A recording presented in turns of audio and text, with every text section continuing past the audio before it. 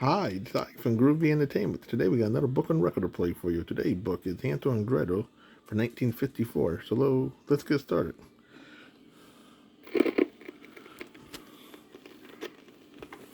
This is the story of Hansel and Gretel. Each time you hear, turn the page.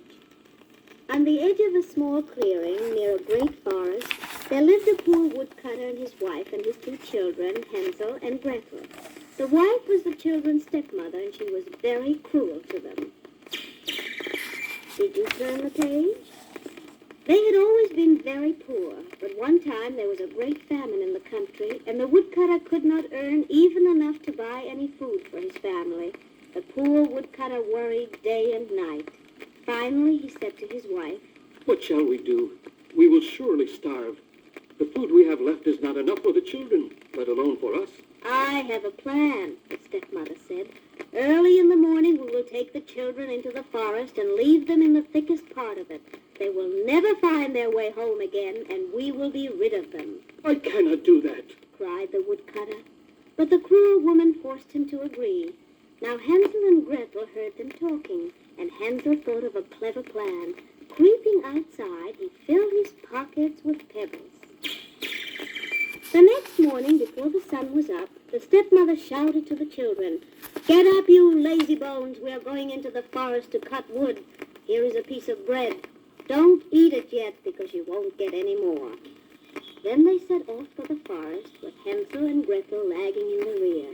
Gretel carried their bread, and Hansel stopped every few steps to drop a pebble on the ground. Finally, the father called back, "Hansel, hurry up! What's keeping you?" "Oh, I'm just looking at my white kitten who's sitting on the roof," said Hansel. "She's trying to say goodbye to me." "You fool!" cried the stepmother. "That's the sunshine glinting on the roof."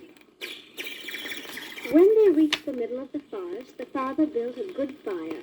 Then the stepmother said, "Wait by the fire while we go to chop wood. We will come back to get you."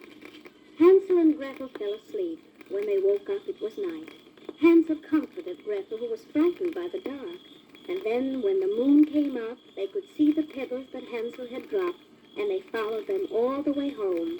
When they got home, the cruel stepmother planned again to get rid of them, and the next day they all went once more to the forest. This time, Hansel was not able to collect pebbles. He dropped breadcrumbs instead. But when evening came, they could not find the breadcrumbs. The birds had eaten them. All night they walked, and all the next morning. Suddenly they saw before them a little house, all made of gingerbread with windows of spun sugar. They ran toward it eagerly.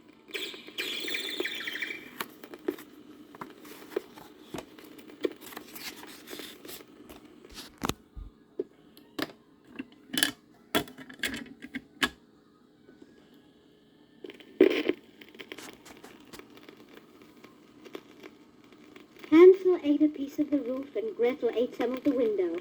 Then they heard a voice saying, "Nibble, nibble like a mouse. Who is nibbling at my house?" The children answered, "It's only the wind." And they went on eating.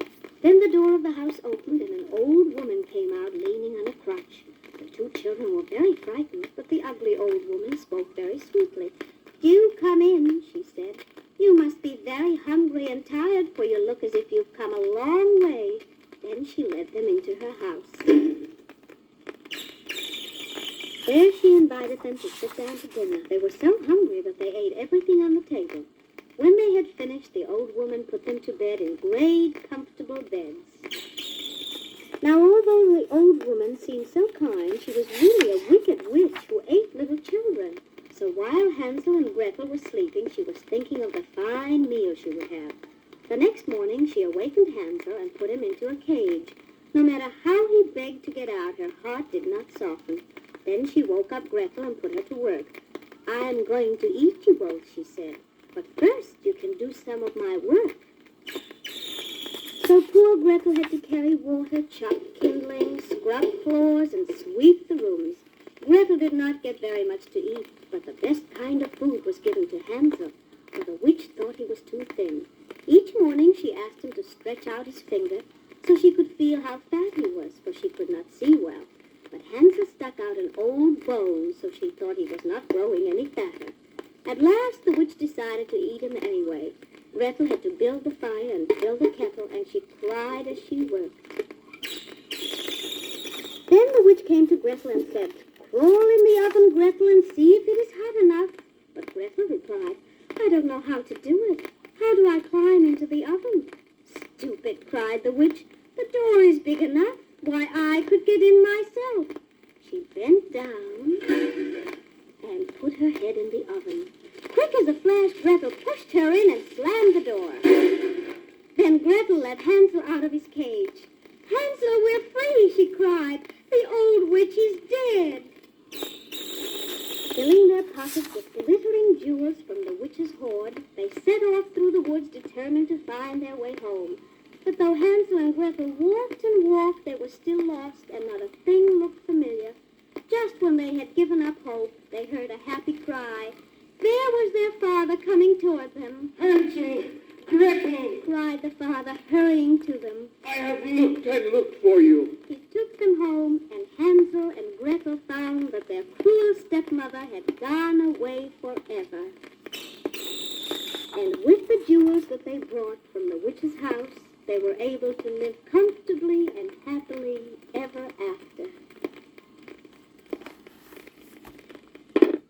So that was Hansel and Gretel from 1954. So if you like, subscribe, share, and comment, and have a good every day. We'll have another video coming out real soon, and our next book would be Snow White and the Seven Dwarfs.